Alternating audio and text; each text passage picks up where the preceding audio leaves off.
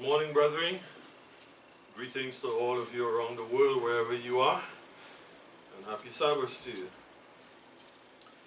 Brethren, about 2 weeks ago, we observed the Feast of Pentecost. Now, in the days of Israel, the feast was also called the Feast of First Fruits, and you can check that in Numbers 28 and verse 26. But why was it called the Feast of First Fruits? And further, why does Pentecost fall on the 50th day?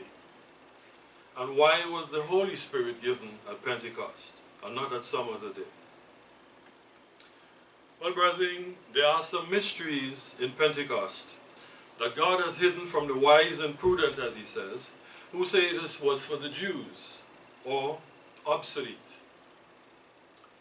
Some also say it's only relevant to speaking in tongues, and they have the mistaken idea that the event replaced the Sabbath with the first day of the week for New Testament Christians. And we want to look at these mysteries today. So if you want a title, it's called The Hidden Mysteries of Pentecost. Now, sometime after the creation of the universe, God stated his intent in Genesis 1, 26 and 27, when he said, "Let us make man in our image," etc. Now, the word image is not merely the general shape or the capacity, the capabilities that humans are endowed with. It also hints at a future when we shall be like him, as the scripture says, becoming literal sons of God. But something happened to temporarily delay that reality. And we can check in Genesis 2, verses 16 and 17. God warned Adam and Eve that if they ate of the tree of the knowledge of good and evil, then they would surely die. But they listened instead to the serpent, the devil, and ate of the fruit, and they died.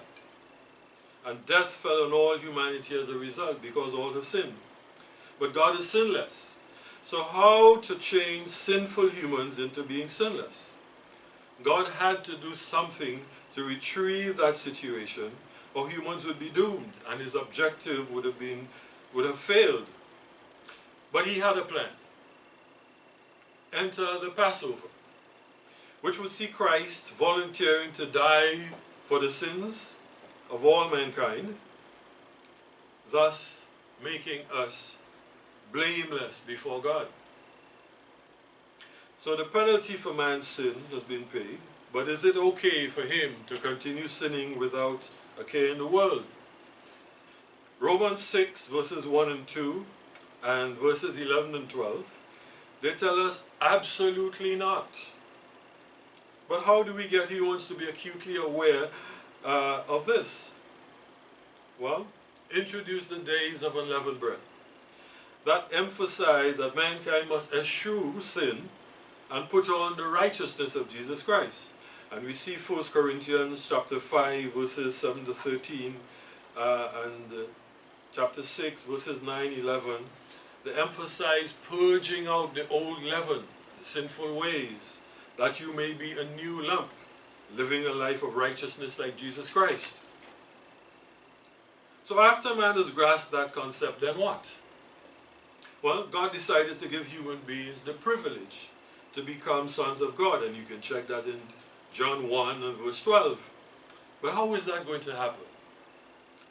By giving them access to the Spirit of God, which happened at Pentecost.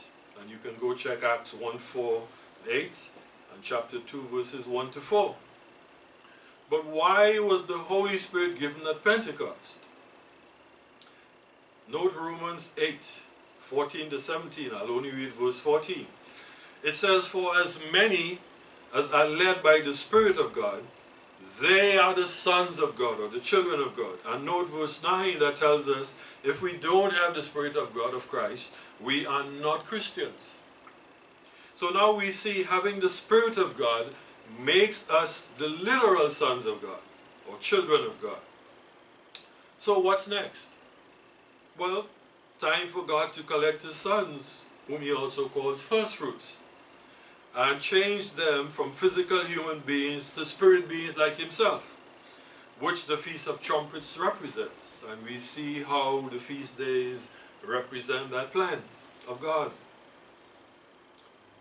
But back to Pentecost. Why does it occur on the 50th day?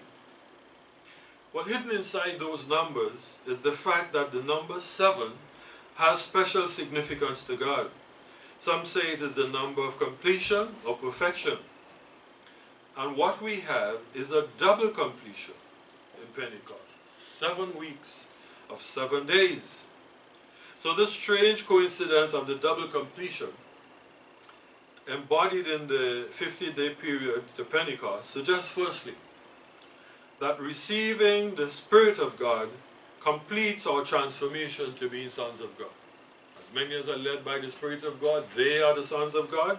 That completes that. So Pentecost deals with Christians becoming children of God. And this is represented by the 7 weeks, which symbolize the relatively long period that it takes for us to come to Christ and become sons of God. Secondly, the aspect of God's plan that relates to our salvation and our active role or participation in the plan is complete. This is represented by the 7 days, symbolizing the minor role that we have to play. 7 is the minor 7, the 7 days. Now, brethren, the first 3 feasts relate directly to us. Without us, there'd be no need for the Passover, nor the days of unleavened bread. Without us, there'd be no need for Pentecost, because to whom would God give his Spirit? So now, why was the Spirit given at Pentecost? Because as we have to have the Spirit of God in order for us to become the children of God, as we read earlier. And God made that possible on Pentecost. Let's look next at the Feast of First Fruits. Why is Pentecost also called by the name Feast of First Fruits? Now, the concept of first fruits was introduced to the Israelites in the Old Testament. God required a sampling of their new harvest to be given to him before they could use any for their own purposes. And let's turn to Leviticus chapter 23 and read from verse 15. It says, "And you shall count unto you from the morrow after the Sabbath, from the day that you brought the sheaf of the wave offering," that symbolizes Christ, "7 Sabbaths shall be complete. Even unto the morrow after the 7th Sabbath shall you number 50 days. And you shall offer a new meat offering unto the Lord. You shall bring out of your homes 2 wave loaves of 2/10 deals. They shall be of fine flour. They shall be baked with leaven." And note this, "they are the first fruits unto the Lord." Note, the loaves are baked with leaven. That's because they represent us. And we have sinned. And leaven is a symbol for sin. And what are we called? First fruits unto the Lord. So is it a coincidence, brethren, that we are called the first fruits, and Pentecost is also called the Feast of First Fruits? Note that God says all the firstborn are his. And you can check that in Numbers 3:13. And in Revelation 14:4, we can turn there briefly.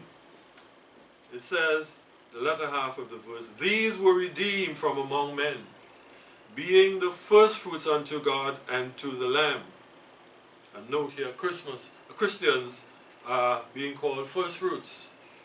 And you can also take a note of James 1:18. And brethren, let's now turn to Hebrews 2 and read this fantastic statement from verse 5. Hebrews 2, we're going to start from verse 5. Let me put on my people's head so I don't make it. Paul is writing, and here's what he says. "For unto the angels has he not put into subjection the world to come whereof we speak. But one in a certain place testified. He's talking about David here now in Psalm 8, I think. What is man that thou art mindful of him? Or the son of man that you visit him? You made him a little lower than the angels. You crowned him, note this, you crowned him with glory and honor, and did set him over the works of thy hands. You have put all things under his feet. For in that he put all in subjection under him, he left nothing that is not put under him. But now we see not yet all things put under him. Verse 9. But we see Jesus, who was made a little lower than the angels, that is just like us, for the suffering of death, and note this, crowned with glory and honor, that he, by the grace of God, should taste death for every man. For it became him for whom are all things, and by whom are all things, in bringing many sons to glory, to make the captain of their salvation perfect through sufferings. For both he who sanctifies and they who are sanctified are all of one, all of the same family. For which cause he, Christ, is not ashamed to call them brethren. But I want us to note this, verse 9 and verse 7. Paul is saying, you made him a little lower than the angels and crowned him with honor and glory. And in verse 9, he says, we see Christ crowned with honor and glory, and we are members of the same family. So what's happening here, brethren? Christ crowned with honor and glory. He has inherited the universe. But we also are to be inheritors of all things. We are going to be co-heirs with Christ. We're going to be members of the same family. So, are we seeing a coincidence here, or the plan that God has?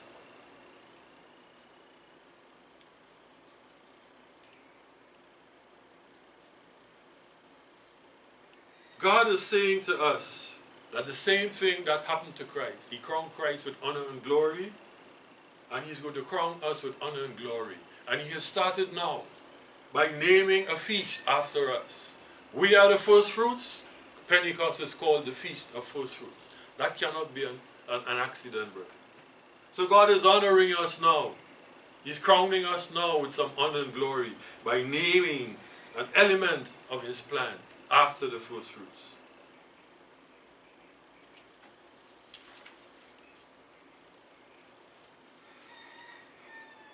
So Pentecost, brethren, winding up here. Pentecost comes on the 50th day, because 7 represents completion. And we have a double completion in counting the day. 7 weeks of 7 days. The Holy Spirit was given on Pentecost because we, as God's children, must have the Spirit. This is represented by the 7 weeks, which symbolize a relatively long period that it takes us to come to Christ and to become sons of God. Secondly, Pentecost indicates that the aspect of God's plan that relates to our salvation and our active role is complete. We've gotten the Spirit, and now we've gotten sons. And this is represented by the 7 days in a week, symbolizing the minor role that we have to play. And finally, Pentecost is also named Feast of First Fruits, because as Paul tells us, God has crowned us with glory and honor by naming a feast after us, his first fruits. And that, brethren, should strengthen our desire to be among those who will rise to meet Christ in the air on his return to set up his kingdom when the 7 trumpets sound. And I think that is a reason, brethren, for us to be excited.